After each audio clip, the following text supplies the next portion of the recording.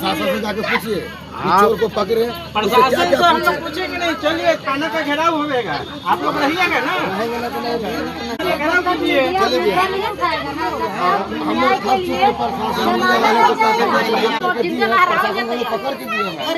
पकड़ के जब दे दिए तो उससे पूछताछ क्या किया? प्रशासन पूछताछ क्या किया?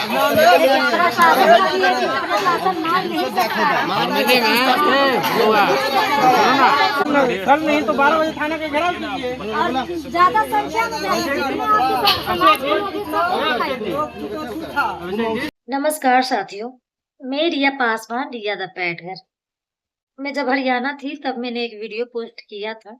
एक 3 साल की मासूम सी बच्ची के साथ बलात्कार हुआ और ये भी था सुनने में कि उस बच्ची का जो खुद का चाचा है उन्होंने बलात्कार किया है और सामूहिक बलात्कार हुआ है। लेकिन मैं उस बच्ची के घर गई और घर जाकर जब आस पड़ोस के लोगों से बात करती हूँ तब मुझे पता चलता है कि उनके जो चाचा हैं वो पागल थे।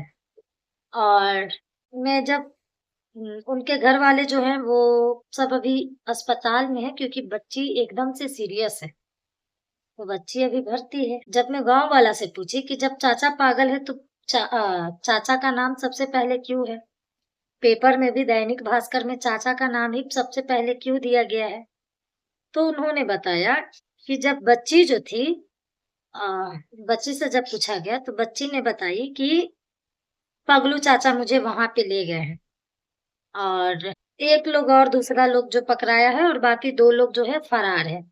और वो भी जो एक लोग पकड़ाया है तो उसे जो है गांव के लोगों ने पकड़ कर दिया, लेकिन वाहवाही कौन लूट रहा है? प्रशासन। आपको तो सिस्टम का पता ही है, मैं क्या बताऊं। और दूसरी बात, ये जो बच्ची महादलित समाज की है उसका जब मैं घर गई, घर देखी तो काफी ही ज्यादा गरीब फैमिली से आती है। और सोचिए कि उस बच्ची से मिलने के लिए ना कोई विधायक गए हैं ना कोई सांसद। और सोचिए कि दलित महादलित का वोट लेकर आप सांसद बनते हैं और उनकी बच्चियों के साथ जब बलात्कार होता है, अभी वो बच्ची जिंदगी और मौत के बीच में लड़ाई लड़ रही है। एक मासूम सी छोटी सी 3 साल की बच्ची के साथ बलात्कार होता है। सोच रहे हैं ये कोई छोटा मोटा घटना नहीं है, वो चाहे कोई भी किया, अगर घर का भी लोग ये करता है तो ये शर्मसार और इंसानियत को एकदम से शर्मसार कर देने वाली ये घटना है। इंसान ऐसा कर ही नहीं सकता है, ये इंसान भी कहलाने का लायक नहीं है। मेरी रूह कांप गई जब गांव के लोगों से मैं सुनी कि बच्ची का जो हालात था उस समय। क्या कानून का डर खत्म हो गया है सब में? कानून का डर बस अच्छे लोगों में है या ऐसे ऐसे दरिंदे, ऐसे ऐसे रेपिस्ट को डर नहीं है? और यहाँ के ग्रामीण के जो लोग हैं, वो सही बात है, अगर किसी भी गांव में ऐसी घटना होगी तो भाई सबका दिल दिमाग काम नहीं करेगा। सोचिए कि उस माँ पे क्या बीतता होगा जिसकी 3 साल की बच्ची, जो दुनिया के बारे में वो जानती भी नहीं है कि ये दुनिया क्या है, उसके साथ सामूहिक बलात्कार होता है। और मैं यही कहूंगी जनता से भी, पब्लिक से भी, समाज के लोग से कि समाज के लोगों को भी जागने का जरूरत है और ऐसे ऐसे दरिंदों को पहचानने का जरूरत है। क्या हमारे बीच में ऐसे दरिंदे तो नहीं है? अगर हैं तो हमें पहले से सावधान रहना होगा और अपने बच्चों को सुरक्षित रखना होगा, बच्चों पे ध्यान देना होगा। क्योंकि सही बात है भाई, 3 साल की बच्ची को सही गलत का तो अंदाजा नहीं है, उसे कौन उठाकर लेकर जा रहा है। और बच्ची को क्या समझ है भाई, उसे तो दुनिया के बारे में भी नहीं पता है, उसे तो ये भी नहीं पता होगा कि मेरे साथ क्या हुआ। तो समाज के लोगों को भी जागने का जरूरत है।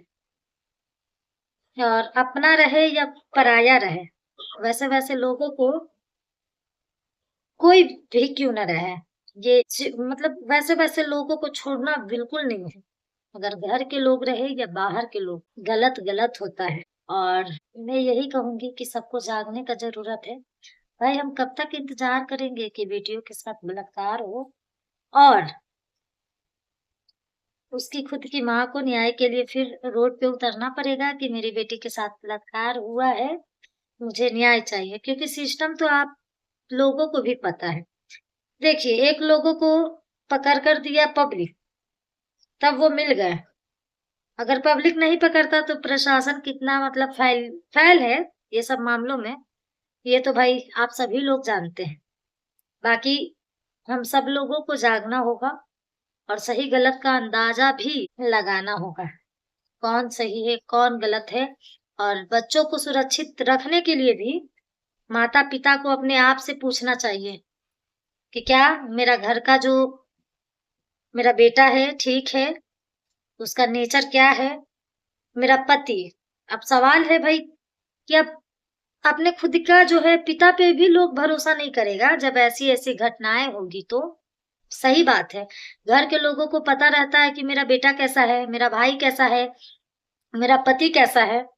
तो वैसे वैसे लोग से भी अगर नेचर अच्छा है तब तो ठीक है, लेकिन सब पिता ऐसा नहीं होते हैं, सब भाई ऐसे नहीं होते हैं। लेकिन कुछ गलत मानसिकता के लोग होते हैं कि अपने नशा के आड़ में अपने है क्या बोलूं, मुझे तो बोलते हुए भी शर्म आता है, अपनी जरूरत को पूरा करने के लिए वो भूल जाते हैं कि मेरी रिश्ता में ये बेटी है, मेरी ये बहन है, मेरा ये भगनी है, मेरा भतीजी है, सब भूल जाता है।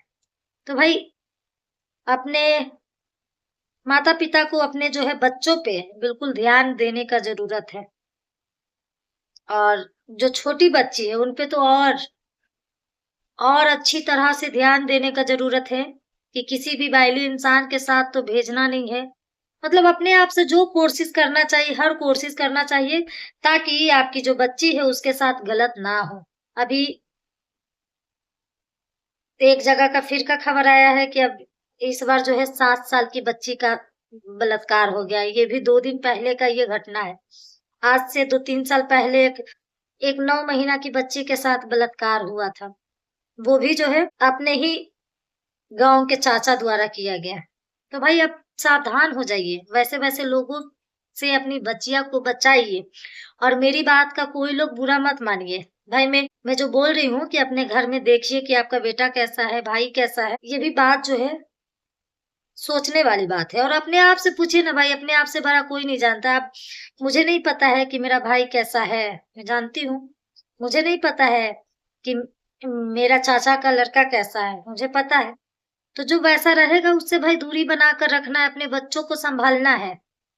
अभी बताइए उस बच्ची पे क्या बीत रहा होगा, पता नहीं। ये बच्ची का ऑपरेशन हुआ है, कितना मतलब सुनकर बुरा लग रहा है, दुख हो रहा है।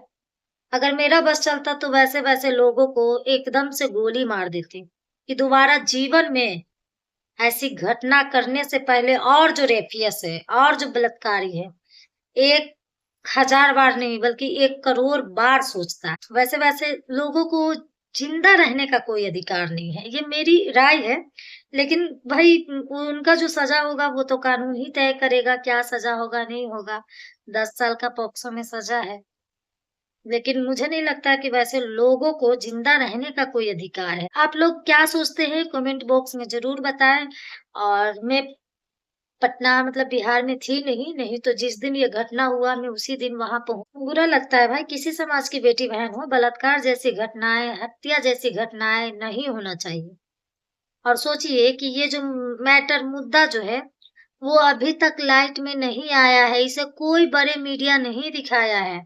और ना ही जो है कोई बड़े नेता इनसे मिलने आए हैं। सोचिए कि दलित महादलित का कितने बड़े बड़े संगठन है, एनजीओ है, लेकिन कोई लोग उनसे मिलने नहीं गया। चलिए बाकी आप लोग क्या सोचते हैं कमेंट बॉक्स में जरूर बताइए। ये वीडियो थोड़ा लंबा है लेकिन आप लोग पूरा देखिएगा।